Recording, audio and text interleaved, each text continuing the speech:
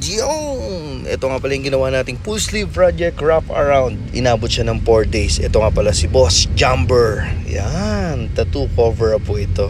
So nakalive yan sa Mewa TV FB page from start to finish. Yung day 1 ginawa natin is yung Hanyamas cover up.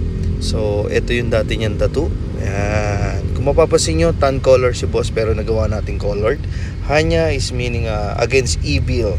Yan. Second day, yung koi. Alam naman natin na pampaswerte ang koi. And then third, yung ayan, cover up yan, yung daruma. Yan, yung daruma. Good fortune din yan, yung daruma. Basta mahaba yung meaning niyan eh. Itong samurai frog is adaptability and resilience. So naglagay din tayo ng cherry blossom. Ayan, nature beauty. And then yung maple leaf naman, kalimutan ko.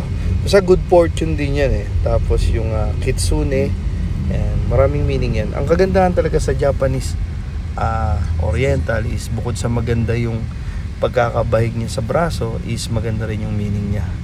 Nag-comment nga pala, sabi, kung malakas talaga yan si Bossing, bakit inabot ng 4 na araw? Ganito po kasi, ang pinaka the best na tattoo is 8 hours, 10 hours to 12 hours a day, then pahinga. Ganun po ang ginagawa ko. Always innovate, and then at the same time kailangan ipapahinga mo rin yung utak mo, kasi pag pagod yung utak mo at kamay mo, mamadaliin mo. So better slowly but surely para mas maganda yung resulta, di ba? So ito si Bossing ay napakabuti. Hindi lang basta aalaga ako, di nung time na nakabangga kami, siya yung unang tumulong sa amin. So Bossing, maraming salamat. At the same time, dinagdagan niya pa yung bayad niya para daw makatulong. So maraming salamat, Boss Jumper. Marami pa tayong project. See you soon, Bossing. Alright. So salamat sa ating mga sponsors.